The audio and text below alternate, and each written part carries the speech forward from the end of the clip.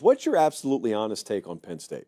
I feel like there's too much hype, but even as a fan, I feel like I don't know, but I want to buy into the hype. But until I see something, question mark, I don't even know what that something is. Can you tell me what that something could be?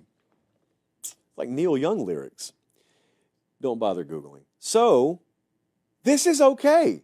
This is, in Billy Madison, you would get awarded no points. May God have mercy on your soul. That's what someone would tell you if you asked that question in Billy Madison. But this is college football in February.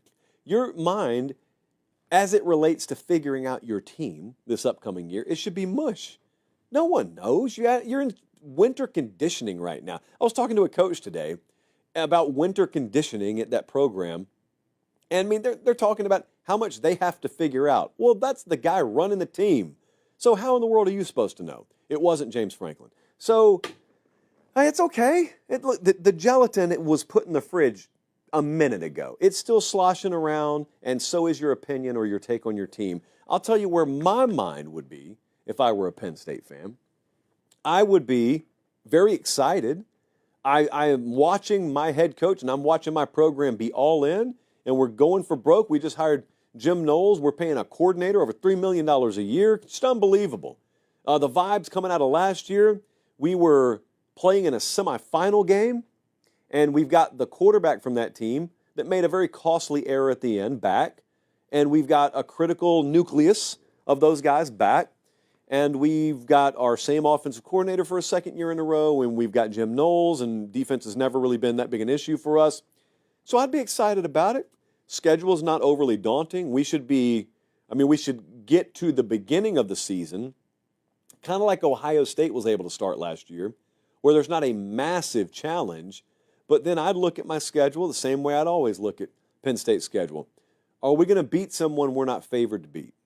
It's been the question, for me at least, around that program for a while. And you know what? They still didn't do it last year.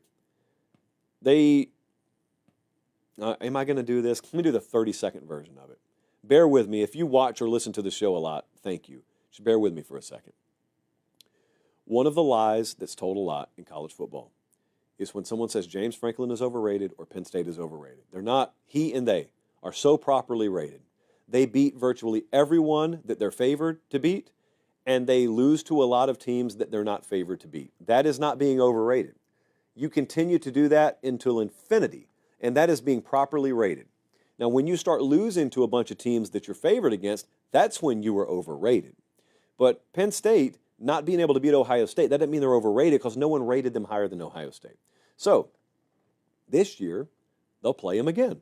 They'll go to Ohio State in Week 10. They'll get Oregon in Happy Valley Week 5. You going to beat one of them? Like, I'm asking my team that if I'm a Penn State fan. Are we going to beat one of them? Because that would be the next step. Because even this past year, if you wanted to be a real glass half empty, doom and gloom kind of curmudgeon, you could look and say, well, what did we do that we don't always do? And then, a bright-eyed, younger Penn State fan would say, bro, we went to the semifinals. We were one bad decision away from potentially playing for a national championship. And then curmudgeon glass half empty guy over here would say, yeah, okay, but correct me if I'm wrong, we lost to Ohio State, just like we always do. Somehow we backed into the Big Ten championship game, only to lose to a better team, just like we always do. And then we got the most favorable draw of anyone in the playoffs, so we beat SMU into a coma.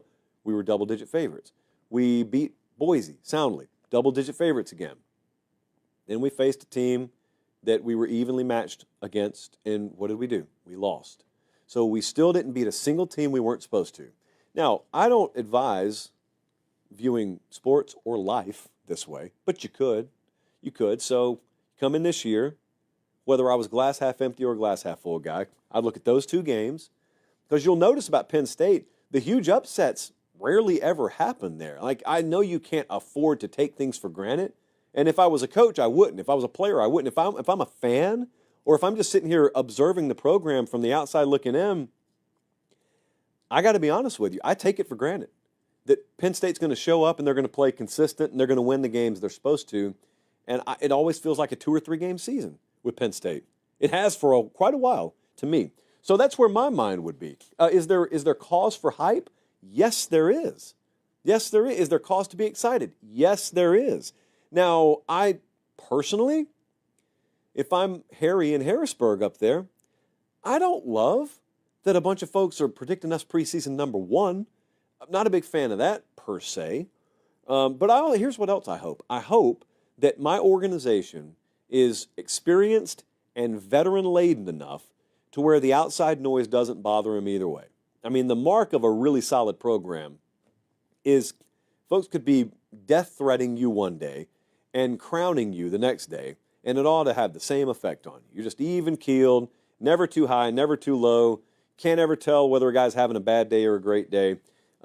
Those are unicorns, but if you find enough of them, you can make a really, really good football program out of them.